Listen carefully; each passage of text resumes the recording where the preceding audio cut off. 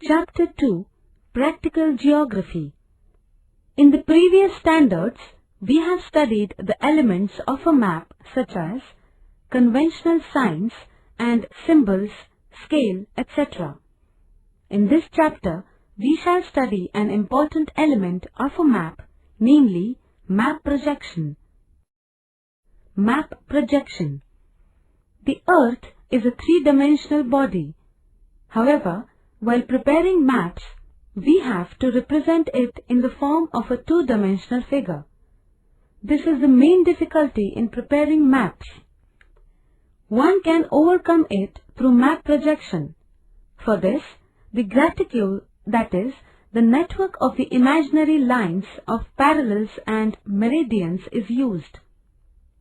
The method of drawing the graticule on a flat piece of paper is called map projection. For different map projections, the graticule can be drawn using of mathematical or graphical procedures. The choice of a projection depends on the purpose of drawing a map and the size of the region. In a map, it is necessary to show accurately different aspects of a region such as its shape, area, distances, and directions. However, maintaining accuracy in all these in a single projection is difficult. Hence, in different projections, preference is given to different aspects. Figure 2.1 shows different shapes of paper placed on a globe.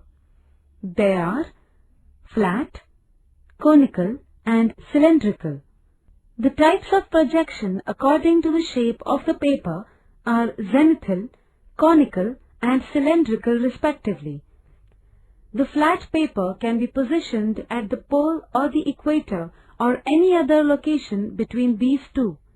An image of the graticule can then be obtained on the flat paper with the help of light. Map projections can then be drawn using the image obtained on the paper. Try this. Take a round bamboo or plastic basket and place a lamp below it.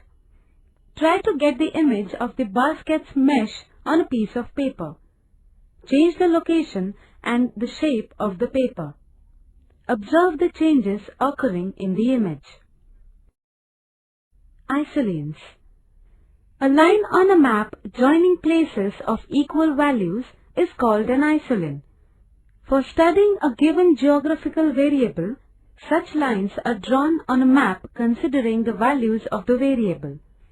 Isolins are preferred for maps showing physical attributes. Isolins indicate the distribution of variables like temperature, rainfall, pressure, salinity, etc. Isolins for these are called isotherms, isoheights, isobars, and isohalines respectively. When isolins are close to one another, it indicates a rapid change in the given factor. When they are far away from one another, they indicate a slow change. For example, the slope of land can be gentle or steep. See figure 2.3 and try to understand the relation between difference in slope and the distances between isolins. Contours. The isolins for elevation are called contours. The line on a map joining points of same elevation is called a contour line. These lines collectively give an idea about the shape of a landform. They also give us an idea about the slope of the land. Contour lines can be used to indicate the following types of slope. Look at the figures to understand the types of slope when you read the matter given below. See figure 2.3, which shows uniform gentle and steep slopes. Number 1. Uniform slope. Equidistant contour lines on a map indicate a uniform slope. Number 2. Gentle slope. When the contour lines on a map are far away from one another, they indicate a gentle slope. Number 3. Steep slope. If the contour lines on a map are close to one another, the slope is steep. Number 4. Concave and convex slope. On a map, if the contour lines with higher values are close to one another and those with low values move far away from one another, it indicates a concave slope. As against this, if the contour lines with high values are farther away and those with low values are close to one another, the slope is convex. Representing data on a map using statistical information. In the 7th standard, we had represented statistical information on a map of Kolhapur district. This year, we shall prepare another map.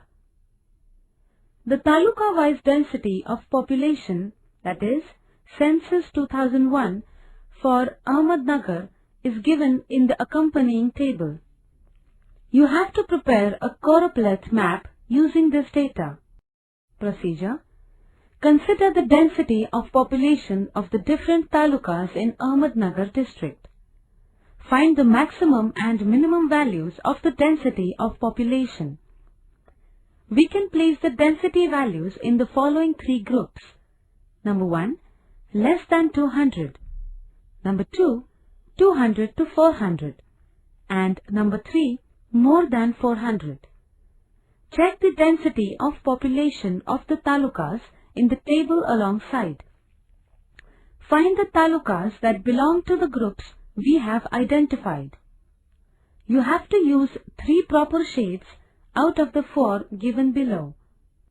Draw the district map given in figure 2.5 on a sheet of tracing paper. Use dark to faint shades for higher to lower density values. Give proper shades to different talukas on the basis of their density values and complete the map. Prepare an index and show the same in the map. This is how a choropleth map is prepared.